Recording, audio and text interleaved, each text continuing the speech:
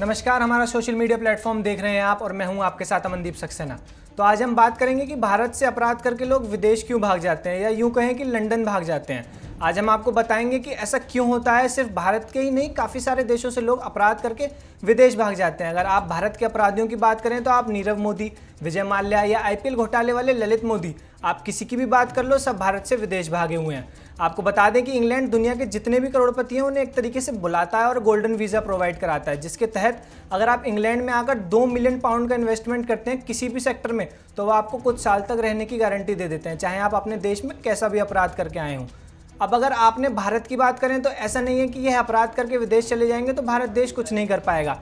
ऐसे सब अपराध के लिए पहले से ही भारत ने इंग्लैंड के साथ काफ़ी सारे अन्य देशों से एक संधि की है, जिसे एक्स्ट्राडिशन ट्रीटी कहा जाता है। आपको बता दें कि यह किसी भी तरीके का कानून नहीं होता है, यह सिर्फ एक तरीके का समझौता होता है दो देशों के बीच, जिसके तहत अगर हमारे देश से कोई अपराध करके आपके देश आ गया है तो आप उसे पकड़कर हमें सौंपेंगे। This is what extradition treaty is.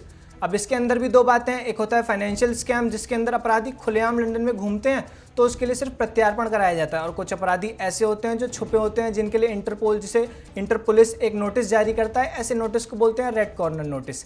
अब इसके अंदर भी दो तरीके के लोग जिनका प्रत्यार्पण नहीं किया जाता है, पहले मिलिट्री लीडर और दूसरे पॉलिटिकल लीडर। अगर मिलिट्री और पॉलिटिकल लीडर भी अपने देश से विदेश आ जाते हैं तो उन्हें वापस नहीं किया जाता। और उसके बाद दूसरा पॉइंट इसमें यह आ जाता है कि जो अपराध अपराधी ने किया है वो दोनों देशों में अपराध माना जाना चाहिए। जी हाँ, यह बात इस एक्स्ट्राडिशन ट्रीटी की सबसे अहम बात थी। इसके बाद आते हैं एविडेंस और केस पर। आपको बता दें कि आपको सारे सबूत देने होंगे और साथ में गारंटी देनी होगी कि आप अपने देश से जाकर भी इस अपराधी पर यही केस चलाएंगे जिसके तहत हमसे आप इन्हें मांग रहे हैं।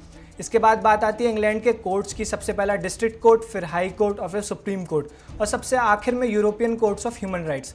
इन सारे कोर्ट्स में सुनवाई होने के बाद अपराधी को वापस उसके देश को दिया जाता है। इन सारी बातों से आपको एक बात तो साफ समझ आ गई होगी कि यह देश इन अपराधियों को अपराधी मानते ही नहीं है, क्योंकि यह लोग कहीं ना कहीं इन देशों का फ़ायदा करा रहे होते हैं अपने बिजनेसेस के थ्रू या फिर अपने किसी भी काम के थ्रू। लेकिन नीरव मोदी वाले मामले में भारत ने सारे एविडेंस भी दिए हैं और वहाँ के हाई कोर्ट ने भी नीरव मोदी को वापस भेजने का फैसला सुना दिया है। ऐसी वीडियोस देखने के लिए हमारे सोशल मीडिया प्लेटफॉर्म्स को सब्सक्राइब करें और बने रहें हमारे साथ। नमस्कार।